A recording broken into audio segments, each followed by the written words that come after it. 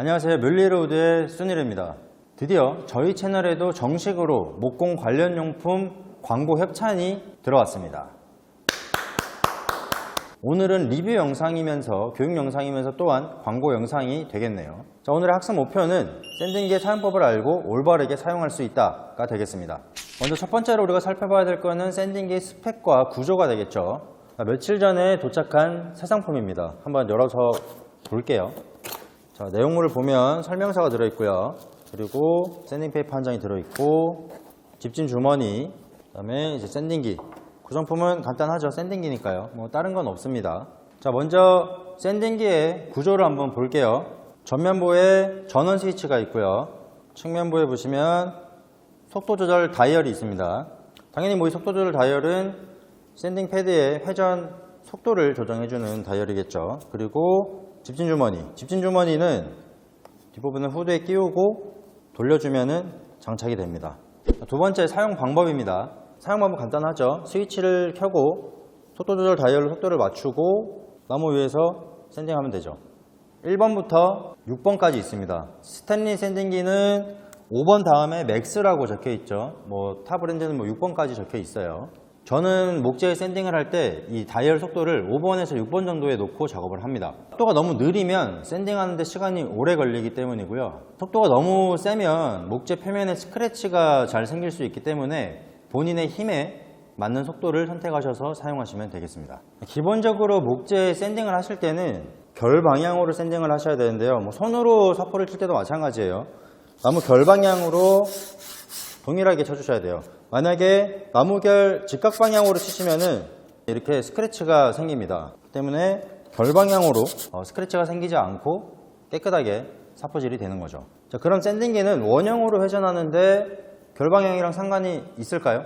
어차피 목재 위에서 회전하게 되니까 일로 가나 상관이 있나요, 선생님? 이렇게 물어보시는 분들도 있는데 그래도 결 방향으로 진행해 주시는 것을 권장을 합니다. 아무리 원형으로 회전하는 샌딩기라도 결 직각 방향으로 내려오다 보면 스크래치가 더 잘 생깁니다. 자, 세 번째로 설명드릴 부분은 패드 홀 부분입니다. 이 홀이 지금 구멍이 8개가 있어요. 그리고 이 샌딩 페이퍼에도 구멍이 8개가 있죠. 샌딩기는 보통 6홀, 8홀 이런 식으로 두 타입으로 나오는데요. 벨크로 패드라 그러죠. 벨크로가 이제 찍찍입니다. 이 찍찍이 패드에 샌딩 페이퍼를 부착을 해주고요. 기계를 작동시켜서 샌딩을 하게 되겠죠. 이 샌딩 페이퍼를 구매하실 때 이 홀 개수를 잘 보고 구매를 하셔야 돼요. 제가 방금 뭐라 그랬지? 6홀과 8홀이 나온다 그랬어요. 대부분은 이 8홀 샌딩기를 쓰는데 당연히 이제 구멍 개수가 많으니까 샌딩을 할 때 먼지 집진이 더 잘 되겠죠. 구멍이 많은 게. 그래서 대부분의 목공방에서 사용하는 샌딩기는 8홀 타입입니다. 자, 그리고 이 샌딩 패드, 이 패드 부분도 교체가 가능합니다. 탈부착이 된다는 얘기죠. 당연히 여기 지금 나사가 있죠. 나사를 풀고 교체를 해주면 되는데요. 한번 빼볼게요. 자, 이렇게 분리가 되죠. 지금 제가 제품 샀는데 이 샌딩 패드 교체할 일이 있나요? 라고 물어보실 수도 있잖아요. 목공하다 보면은 당연히 소모품이니까 이 벨크로 부분이 손상이 됩니다. 쓰다 보면 이 찍찍이 부분의 접착력이 약해져서 이 샌딩 페이퍼가 잘 안 붙는 경우도 있고요. 그리고 목공하다 보면 목재 표면에 이제 본드 같은 걸로 흠집을 메꾸기도 하잖아요. 근데 그 본드가 좀 덜 말랐을 때 이 샌딩기를 패드를 붙여서 돌리다 보면 그 본드가 이제 이런 데 좀 묻으면서 딱딱하게 굳어요. 이런 데가 딱딱하게 굳으면 어떻게 되죠? 잘 깨집니다. 이런 부분이 막 찢어지기도 하고. 그렇기 때문에 일정 수준 이상 사용을 하셨을 때 수명이 다 있다면은 이 패드를 교체를 해줘야 됩니다. 스탠리 본사에 전화를 하시면은 이 샌딩 패드를 다 구매하실 수가 있습니다. 네 번째로 설명드릴 거는 이 샌딩기에 부착되는 부착물 설명입니다. 여기에는 원형 샌딩 페이퍼를 부착할 수도 있고요. 그 다음에 이렇게 말랑말랑한 스펀지 타입의 패드도 부착을 할 수가 있습니다. 이 말랑말랑한 스펀지 패드는 그 곡면 부분 샌딩 하실 때 유용합니다. 예를 들면 뭐 밴딩된 의자의 자판이나 등받이 같은 거 샌딩할 때는 저는 마무리는 이 스펀지 패드를 붙여서 여기에다가 사포를 이렇게 부착을 해주고 기계에다가 붙여서 사용을 하는 거죠. 목공 하시는 분들은 뭐 기본적으로 다 배우시죠. 사포는 뒤에 이렇게 번호가 있습니다. 60방, 80방, 120방, 220방, 320방, 400방, 뭐 800방 뭐 되게 다양하게 나와요. 항상 목재 표면을 마감하실 때는 숫자가 낮은 사포부터 시작하셔서 높은 순까지 마무리를 하셔야 돼요. 샌딩 작업을 하실 때 선생님 몇 번부터 시작해서 몇 번까지 쳐야 돼요? 라고 물어보시는데, 목재 표면이 상처가 많이 없는 상태다 그러면 120번으로 시작을 해서 220번에서 마무리를 하는 경우가 있고, 아니면 좀 표면이 좀 더 고와야 되면 120번, 220번, 320번까지 하는 경우도 있습니다. 뭐 예를 들면은 제가 뭐 글라인더로 모양을 만든다고 뭐 제 특정 모양을 깎거나 뭐 조각을 뭐 심하게 했거나 뭐 그런 경우에는 사실 80번이나 60번부터 거친 것부터 시작을 해서 모양을 좀 더 잡아주고 그 다음에 뭐 120, 220 이런 순서대로 작업을 하고 있습니다. 이런 양모 패드도 있어요. 이런 패드는 어디 쓰냐면 이제 가구 다 만들고 나서 오일 바르고 오일 위에 폴리칭 작업이라 그러죠. 광택 작업. 광택 작업을 할 때 이런 패드를 부착해서 작업을 하기도 합니다. 뭐 이런 양모 패드도 있고 좀 더 이렇게 털이 길지 않고 막 이렇게 촘촘하게 나오는 털도 있고 여러 가지 타입이 있어요. 왁스 작업이나 오일 작업할 때 이 패드를 사용해서 마무리 하시면은 훨씬 깨끗하게 마감을 하면서 광택을 유지할 수가 있습니다. 무광 표면을 또 선호하시는 분들은 이런 패드 쓰시면 안 되죠. 그냥 면으로만 닦아내시고 정리하시면 되는 겁니다. 다섯 번째로 설명드릴 부분은 이 집진 부분인데요. 이 집진통 부분은 사실 브랜드마다 차이가 있습니다. 어떤 브랜드에서는 플라스틱 통으로도 나오고 또 이렇게 스탠리 제품처럼 천으로 집진 주머니로 나오는 타입도 있습니다. 플라스틱 통이나 이 집진 주머니 중에서 제가 조금 더 선호하는 거는 집진 주머니예요. 왜냐면 솔직히 샌딩기 쓰면서 관리를 잘 해야 되지만 작업하다 보면은 실수로 바닥에 떨어뜨리는 경우도 있어요. 근데 그런 경우에 제일 먼저 파손되는 부분이 이 뒤에 집진 통 부분입니다. 그래서 저는 요 집진 주머니가 달린 거를 좀 선호를 해요. 그리고 뭐 이제 학생을 많이 가르치는 뭐 목공 학원이나 공방에서는 이런 기본 집진 통을 사용할 수밖에 없지만 개인 작업을 하시거나 주로 제품을 많이 만드시는 혹은 작업량이 굉장히 많은 곳에서는 집진 통을 아예 빼버리고 여기에 청소기 호스를 연결해서 작업을 하기도 합니다. 산업 청소기 호스를 연결을 하면 아무래도 샌딩 작업을 할 때 나오는 미세한 톱밥들을 다 흡입해 주기 때문에 굉장히 좀 쾌적하게 작업을 하실 수가 있죠. 여섯 번째로 설명드릴 거는 샌딩기 브랜드와 가격입니다. 제가 목공을 하면서 가장 많은 브랜드를 사용해 본 전동공구가 바로 이 샌딩기인 것 같아요. 근데 제가 사용을 안 해본 거는 유일하게 이 스탠리 샌딩기를 안 해봤어요. 사실 이번에 좀 광고 제안을 받고 맞네, 스탠리 샌딩기도 있었네 라는 생각을 했죠. 그런 심리가 있잖아요. 항상 너무 싼 거는 안 좋지 않나? 고장이 잘 나지 않나? 혹은 비싸면 좋나? 뭐 이런 생각을 하면서 보통 소비자들이 선택하는 거는 중간 가격대죠. 그리고 이제 샌딩기 중에서 전동공구 중에서 굉장히 명품이라고 알려져 있는 패스땡, 이 패스땡의 샌딩기는 뭐 여러 가지 면에서 좋지만 가격이 너무너무 비싸죠. 제가 패스땡 샌딩기를 직구를 샀을 때 45만 원 정도를 주고 산 것 같아요. 이거보다 좀 크기는 커요. 자, 그 외에 보급형 샌딩기들의 가격은 보통 8만 원에서 11만 원대 사이로 좀 상이합니다. 근데 사용해본 제 입장에서는 여러 가지 면에서 성능적 차이는 크게 느낀 부분은 없었던 것 같아요. 그렇다면 제가 지금 소개하고 있는 이 SS30, 스탠리 SS30 모델의 가격대는 바로 3만 원대입니다. 3만 원 초반. 제가 인터넷도 검색을 했죠. 최저가로 나온 게 32,000원 정도였고요. 평균 36,000원 정도에 이제 형성이 돼 있더라고요. 자, 근데 제가 지금 광고 영상 찍고 있지만 어저께 제 사비로 샌딩기 3개 주문했어요. 물론 내구성 면에서 관리를 잘 하면서 사용을 하셔야 돼요. 샌딩을 하고 나서 집진 주머니를 빼서 집진 먼지를 다 털고 그 다음에 에어건을 사용해서 먼지를 깨끗이 제거를 해주고 사용해야 오래 사용할 수 있죠. 그래도 고장은 난다 이거죠. 안에 뭐 이제 모터가 고장나기도 하고. 그래서 제가 샌딩기를 수리하려고 문의를 하면 수리처에서 그렇게 얘기를 해요. 샌딩기 수리하시려고요? 이게 뭐 못해도 한 3만 원 이상 드는데 좀 새로 사시는 게 안 나을까요? 제가 작년에 샀던 샌딩기 수리했던 게 이제 4만 원 주고 수리를 했는데 그때 이제 스탠리 샌딩기 생각도 못했어요.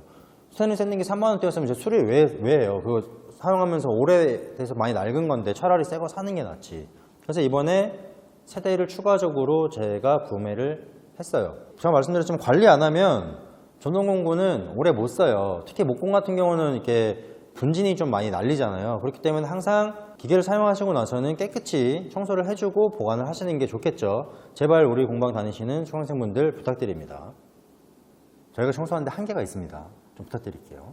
그리고 더 놀라운 점은 이 제품이 2년 동안 무상 AS를 보증합니다. 정상적으로 사용했을 때 모터에 이상이 있을 시 무상 보증한다. 말도 안 되죠. 제가 사용했던 샌딩기 중에 최단 기간 사용했던 샌딩기가 한 6개월 정도.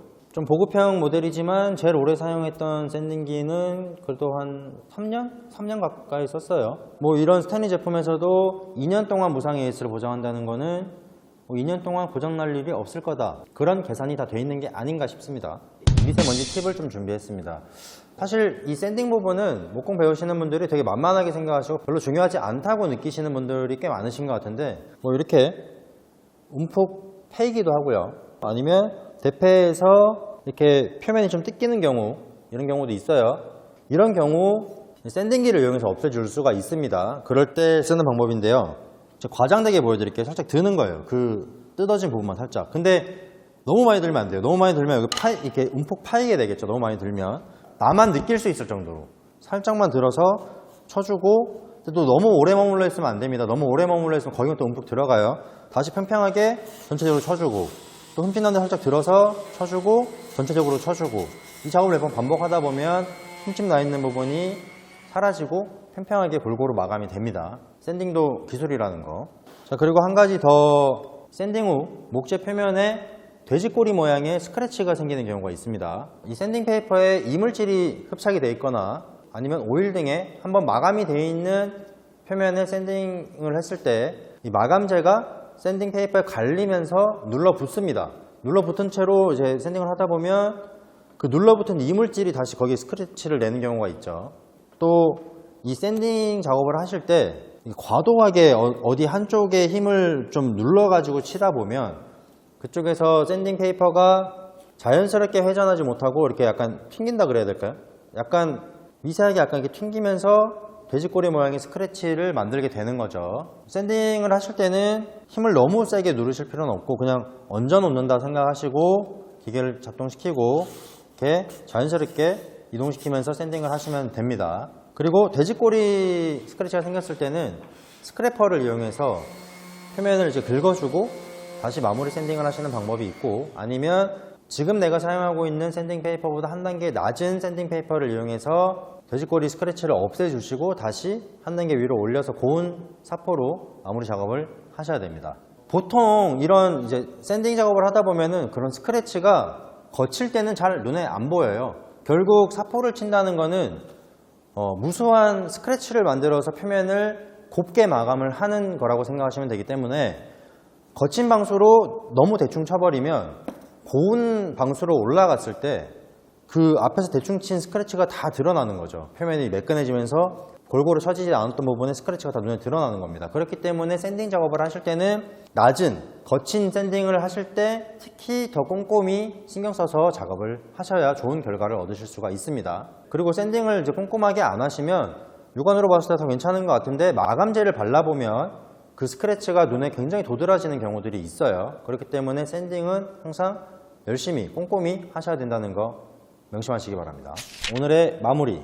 가구를 만드실 때는 잘 자르고 잘 깎고 잘 붙이는 거 당연히 중요하죠. 하지만 사실 이 마감이 가장 중요하지 않을까 생각을 합니다.